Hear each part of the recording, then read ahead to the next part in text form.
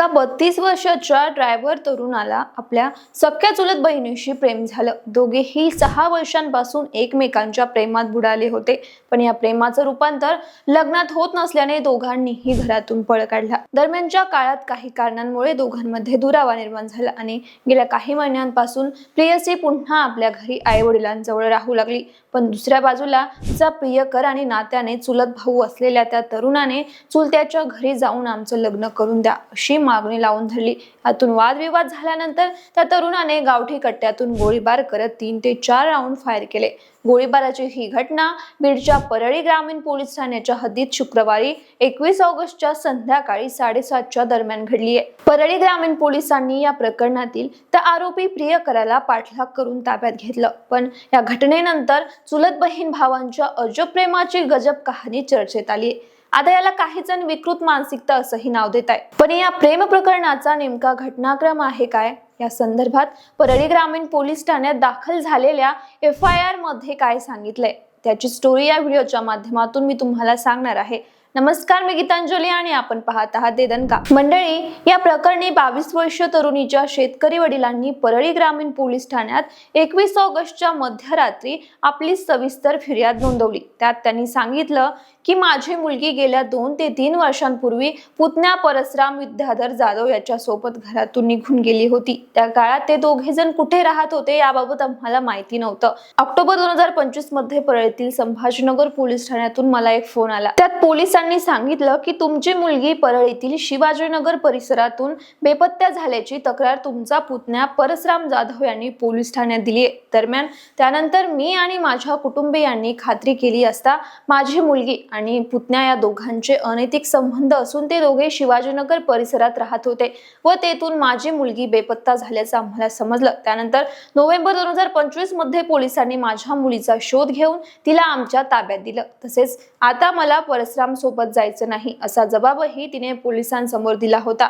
पुढे आमच्या भावकीतील आणि गावातील लोकांनी परसराम जाधवची समजूत काढली की ती मुलगी तुझी चुलत बहीण आहे, त्यामुळे तुमचं लग्न होऊ शकत नाही। दरम्यान अशी समजूत काढल्यानंतर माझी मुलगी माझ्याच घरी राहत होती। नंतर मी तिला माझ्या मुलाकडे पुण्याला पाठवून दिलं, तर पुतण्या परसराम जाधव हा देखील त्याच्या कामासाठी बाहेर गावी निघून गेला होता। मध्यंतरीच्या काळात परसराम जाधव आणि त्याच्या घरच्या लोकांनी तू तुझी मुलगी पुण्याला का ठेवलीस असं म्हणून मला शिवीगाळ करून मारण्याच्या धमक्या दिल्या होत्या। त्या संदर्भात मी परळी ग्रामीण पोलीस ठाण्यात तक्रारही दिली होती। त्यानंतर माझ्या मेहुण्याच्या मोबाईलवर देखील परसराम जाधवने फोन केला आणि मला माझ्या मुलीला व घरातील लोकांना मारून टाकण्याची धमकी दिली। त्या संदर्भात देखील माझ्या मेहुण्याने परळी ग्रामीण ठाण्यात तक्रार दिली होती। दरम्यान मुलीचे वडील फिर्यादीमध्ये पुढे सांगताना म्हणतात की 21 ऑगस्टच्या संध्याकाळी 7:30 वाजता मी, माझी पत्नी आणि वडील आमच्या घराच्या समोर बोलत बसलेलो असताना अचानक बैलांच्या गोठ्याकडून फटाका वाजल्यासारखा मोठा आवाज आला।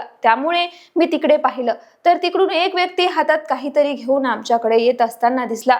त्यावर मी आणि माझ्या पत्नीने आमच्या घरात पळत जाऊन घराचा दरवाजा लावला, पण तो व्यक्ती दरवाजासमोर आला आणि त्याने आमच्या दिशेने 2 गोळ्या झाडल्या। त्याची एक गोळी आमच्या घराच्या दरवाजावर लागली, त्यात घराचा दरवाजा फुटला। आम्ही मात्र आमचा जीव वाचवण्यासाठी घरातच लपून बसलो। तो व्यक्ती पुतण्या परसराम जाधव होता। नंतर त्यांनी आम्ही लपलेल्या घराच्या दरवाजावर लाथा मारल्या। त्यावेळी माझे वडील त्याला म्हणाले की तू यांना का मारत आहेस, मला अगोदर मार।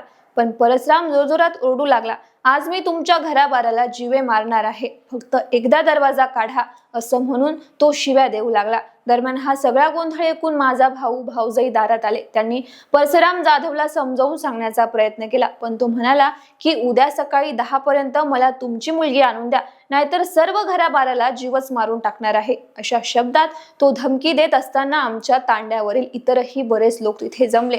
त्यानंतर मात्र परसराम तिथून निघून गेला। तो गेल्यावर आम्ही घराच्या बाहेर येऊन पाहिलं तर घराच्या दरवाजात एक बंदुकीची गोळी फसलेली दिसली, तर एक चौकटीवर पडली होती। तसेच माझ्या वडिलांनी परसरामला विरोध केला होता, त्यावेळी त्याने वडिलांच्या डोक्यात देखील गोळी मारण्याचा प्रयत्न केला। त्यात वडिलांच्या डाव्या डोक्याला ती गोळी चाटून गेली आणि त्यांच्या डोळ्यातून रक्त निघत असल्याचं आम्हाला दिसलं। आम्ही हा सगळा प्रकार घराच्या खिडकीतून पाहिला होता। नंतर डायल 112 वर फोन करून पोलिसांना सगळी माहिती सांगितली। मंडळी, अशा पद्धतीचा जबाब मुलीच्या वडिलांनी परळी ग्रामीण पोलीस ठाण्यात दाखल झालेल्या FIR मध्ये नोंदवलाय। त्यानुसार आरोपी परसराम विद्यासागर जाधव याच्यावर शस्त्र अधिनियम कायद्यातील कलम 25 आणि कलम 3 तर BNS कायद्यातील हत्येच्या प्रयत्नाने कलम 109(1) लावण्यात आली आहे। याशिवाय BNS मधील कलम 324(2), कलम 351(3) आणि कलम 352 यानुसार देखील गुन्हा दाखल करण्यात आलाय। दरम्यान गोळीबाराच्या घटनेनंतर परळी ग्रामीण पोलीस ठाण्याचे पोलीस निरीक्षक मल्हार शिवणकर आणि त्यांच्या पथकाने घटनास्थळी भेट देऊन पाहणी करत पंचनामा केला। त्यानंतर आरोपीचा पाठलाग करत त्याला ताब्यातही घेतलं। आता या प्रकरणाचा पुढील तपास पोलीस करत असून त्यातून कोणते खुलासे समोर येतात ते पाहणं आता महत्त्वाचं असेल। पण गोळीबाराची घटना उघडकीस आल्यानंतर घटनेमागे असलेल्या प्रेम प्रकरणाची आता चांगली चर्चा रंगली आहे। एका 32 वर्षीय तरुणाला आपल्या सख्या चुलत बहिणीशी प्रेम व्हावं आणि त्या प्रेमाचं रूपांतर लग्नात व्हावं अशी त्याची ही अजब इच्छा होती, ती आता अपुरीच राहणार असल्याचं दिसतंय। बाकी या अशा प्रेमाला नेमकं काय म्हणावं, व्हिडिओच्या कमेंट बॉक्स मध्ये नक्की व्यक्त व्हा आणि अशाच अपडेट्ससाठी आमच्या चॅनलला फॉलो आणि सबस्क्राईब करायला विसरू नका।